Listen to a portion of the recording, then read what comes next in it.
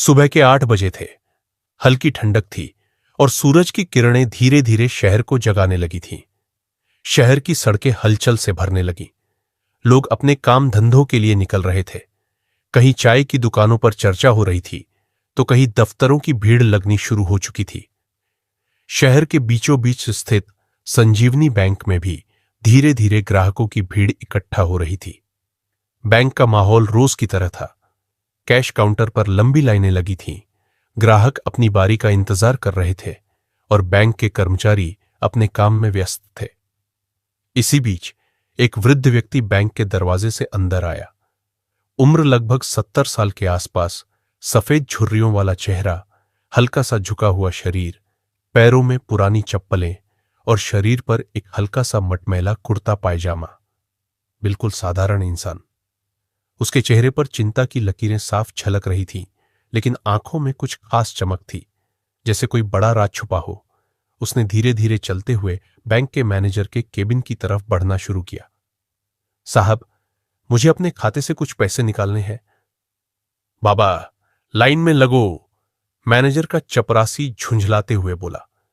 वृद्ध ने नजर उठाई और सौम्य आवाज में कहा, बेटा, मेरी तबीयत ठीक नहीं है, ज्यादा देर खड़े नहीं रह सकता, इसलिए मैं सीधे मैनेजर साहब से मिलना चाहता हूं। चपरासी ने उसे घूर कर देखा, जैसे कोई बहुत बड़ा एहसान कर रहा हो। देखो बाबा, यहां कोई स्पेशल ट्रीटमेंट नहीं मिलता, सबको लाइन में लगना पड़ता है। अगर इतनी जल्दी है तो वीआईपी काउंटर पर जाओ, वहां ज्यादा फीस लगती है, लेकिन तुरंत काम हो जाएगा। वृद्ध व्यक्ति ने एक लंबी सांस ली और धीमे से कहा, मुझे सिर्फ अपने पैसे निकालने हैं, जरूरत है बेटा, इसलिए थोड़ा जल्दी करवा दो। तभी बैंक मैनेजर की नजर उस वृद्ध पर पड़ी। अबे कौन है ये? मैनेजर ने ऊंची आवाज में पूछा। कोई बूढ़ा है साहब, पैसे निकालने आया है, लेकिन लाइन में लगने के बजाय सीधे यहां आकर आपसे मिलना चाहता है। मैनेजर का चेहरा चिढ़ से भर गया। बूढ़े, समझ में नहीं आता? बैंक के नियम होते हैं, लाइन में लगो, नहीं तो बैंक से बाहर निकल जाओ। वृद्ध व्यक्ति एक पल को चुप रहा। उसने एक गहरी सांस ली। बेटा, मैं यहां का पुराना ग्राहक हूं। इस बैंक में मेरे लाखों रुपये जमा हैं, बस थोड़े पैसे निकालने हैं। यह सुनकर बैंक का एक कर्मचारी बुदबुदाया, अरे, अगर लाखों रुपये हैं तो ऐसे हाल में क्यों घूम रहा है? बैंक में बैठे कुछ लोग अब उसकी तरफ देखने लगे थे। किसी की आंखों में दया थी तो किसी की नजरों में तिरस्कार। बूढ़े, नाटक मत कर, अगर इतने पैसे हैं तो कहीं और जाकर निकालो, बैंक की फालतू बर्बादी मत करो। वृद्ध ने धीरे से कहा, मुझे अपने ही पैसों के लिए यह जिल्लत सहनी पड़ेगी। तभी पास में खड़ा एक अमीर दिखने वाला आदमी आगे आया। वह चमचमाते सूट में था, कलाई पर महंगी घड़ी, हाथ में ब्रांडेड फोन। ओह, तो अब ये भिखारी टाइप लोग भी बैंक में बिना लाइन के काम करवाना चाहते हैं? बैंक में गरीबों के लिए कोई स्पेशल ट्रीटमेंट नहीं है। बैंक में हंसी गूंज उठी। कई लोग धीरे धीरे मुस्कुराने लगे। बाबा, अगर पैसे निकालने ही हैं तो पहले कुछ ढंग के कपड़े पहन लिया करो। अब वृद्ध व्यक्ति की आंखों में हल्का सा आंसू आ गया। तुम लोग क्या समझते हो? अगर कोई व्यक्ति सादे कपड़े पहनता है तो वह गरीब है, अगर कोई झुका हुआ चलता है तो वह मजबूर है। क्या इंसान की कीमत उसके कपड़ों और उसकी गरीबी से आंकी जाती है? बैंक में हल्की खामोशी छा गई। तभी मैनेजर ने ठहाका मारते हुए कहा, अरे बाबा, ड्रामा बंद करो, चलो भागो यहां से। और फिर बैंक के गार्ड ने वृद्ध को धक्के देकर बाहर निकाल दिया। वृद्ध व्यक्ति लड़खड़ाकर गिरने वाला था, लेकिन उसने खुद को संभाल लिया। उसके होंठ कांप रहे थे, लेकिन अब उसकी आंखों में दर्द की जगह गुस्सा था। अब इस बैंक की हकीकत मैं तुम्हें दिखाऊंगा। वृद्ध व्यक्ति ने धीरे धीरे अपने कुर्ते की जेब से फोन निकाला, नंबर डायल किया और कहा, नियाल, मैं बात कर रहा हूं, तुरंत बैंक पहुंचो, पूरा स्टाफ लाइन में खड़ा हो। जी सर। बैंक के लोगों को इस कॉल से कोई फर्क नहीं पड़ा। किसी ने सोचा ही नहीं कि यह बूढ़ा आदमी कौन है, लेकिन अगले 10 मिनट में पूरा बैंक हिलने वाला था।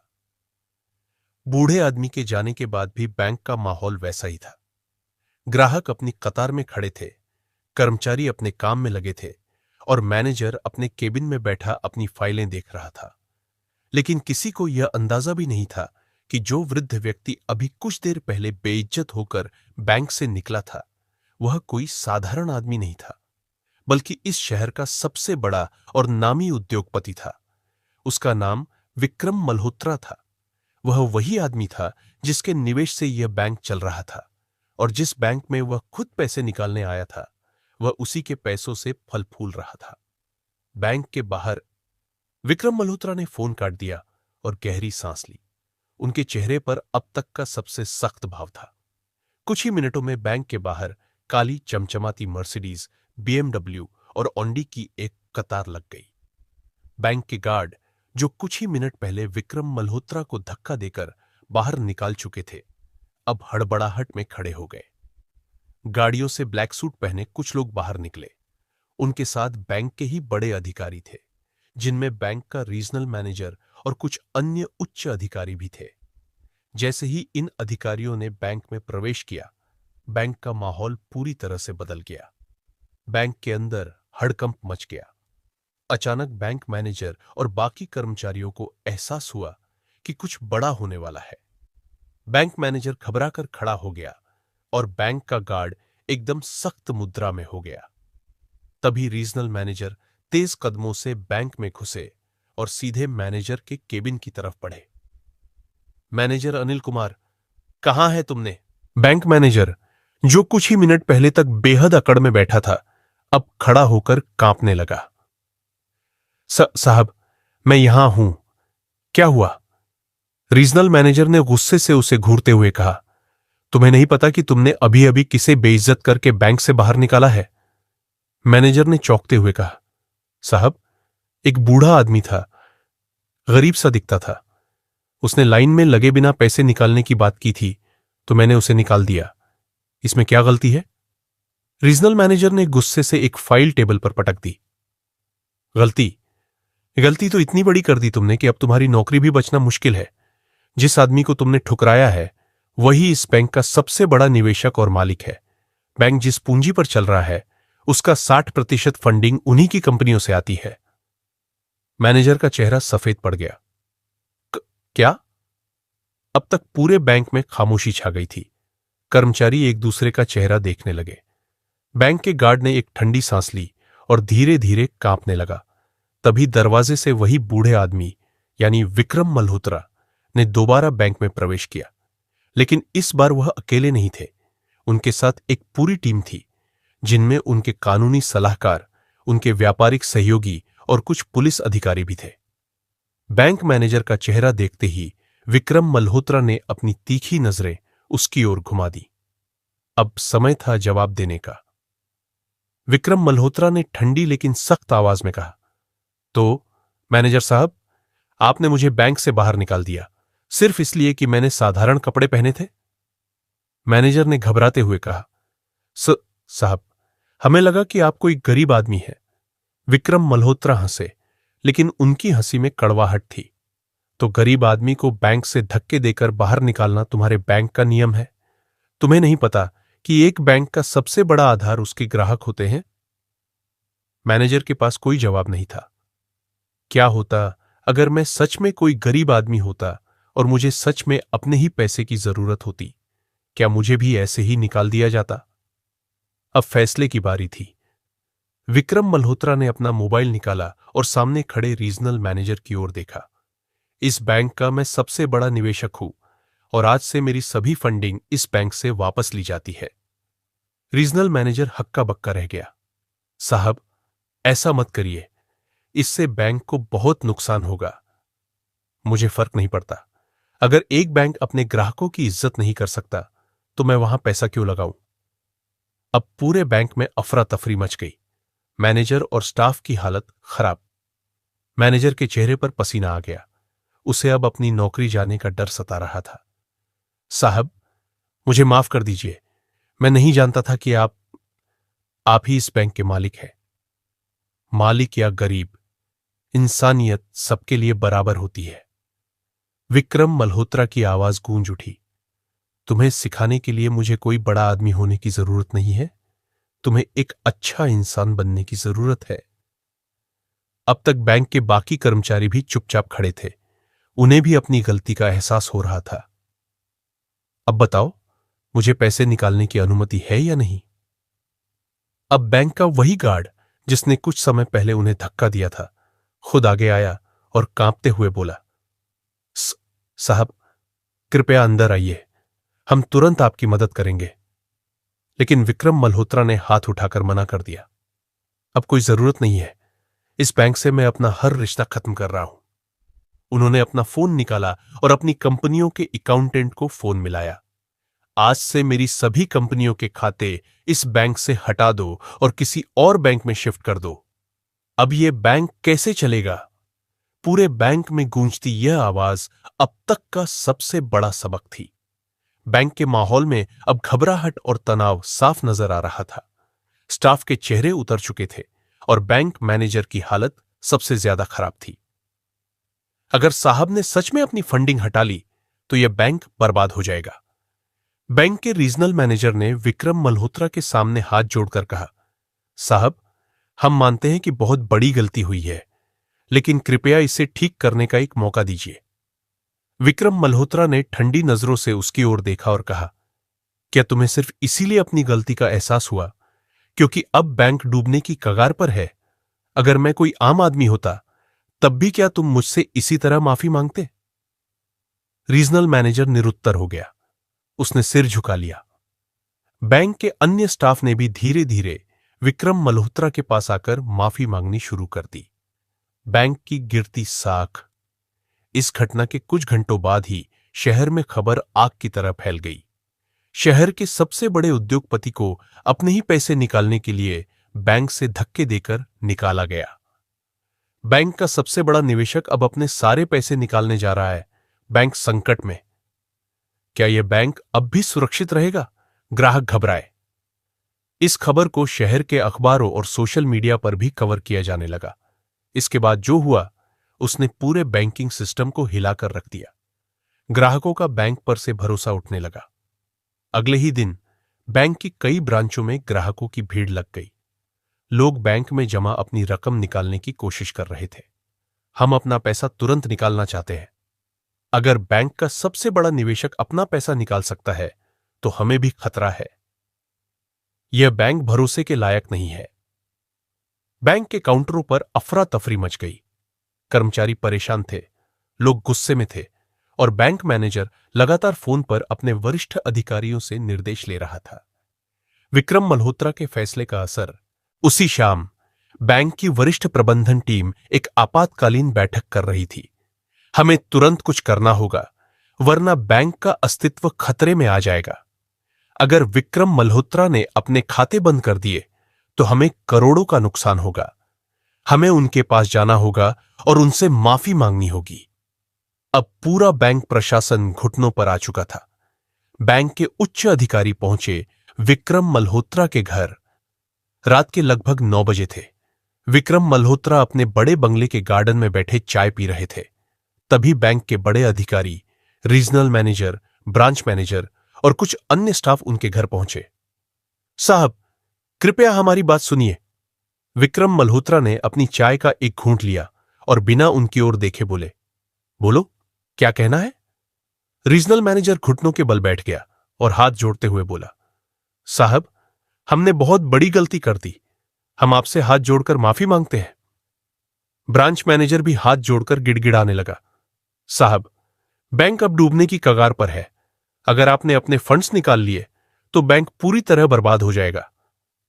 विक्रम मल्होत्रा का सख्त जवाब।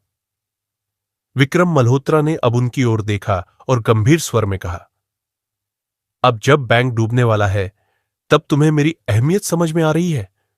क्या उस दिन जब मैंने अपने ही पैसे निकालने की कोशिश की थी तब तुमने इस इज्जत के बारे में सोचा था? बैंक अधिकारी निरुत्तर थे। तुम लोगों ने एक आम इंसान की तरह मेरे साथ जो किया, अगर वही किसी और गरीब आदमी के साथ हुआ होता तो क्या तुम उसे भी ऐसे ही धक्के देकर निकालते?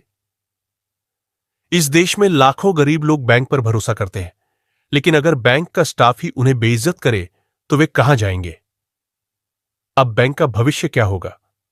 रीजनल मैनेजर ने कांपते हुए कहा, साहब, हम आपसे वादा करते हैं कि अब से ऐसा कभी नहीं होगा। कृपया इस बैंक को बचा लीजिए। अब पूरा स्टाफ और बैंक अधिकारी विक्रम मल्होत्रा के फैसले का इंतजार कर रहे थे। क्या वे बैंक को दूसरा मौका देंगे? क्या बैंक को अपना खोया सम्मान वापस मिलेगा, या फिर यह बैंक पूरी तरह खत्म हो जाएगा? बैंक के अधिकारी विक्रम मल्होत्रा के सामने गिड़गिड़ा रहे थे।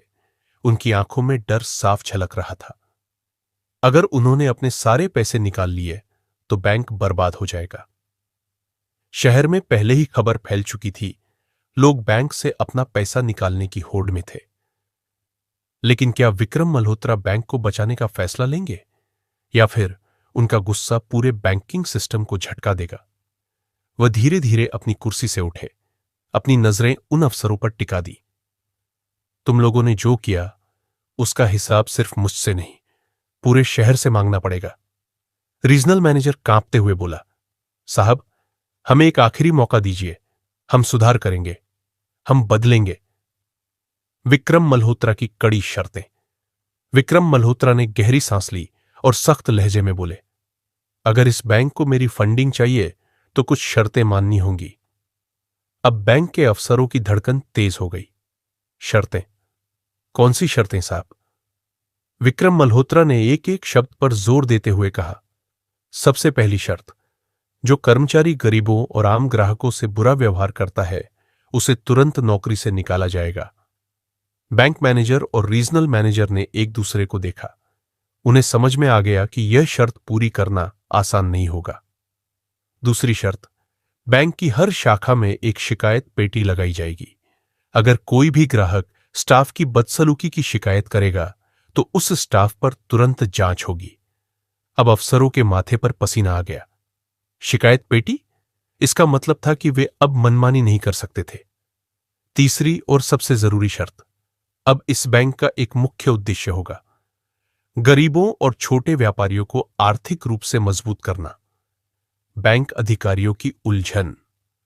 अब बैंक के अफसरों के चेहरे की हवाइयां उड़ चुकी थीं।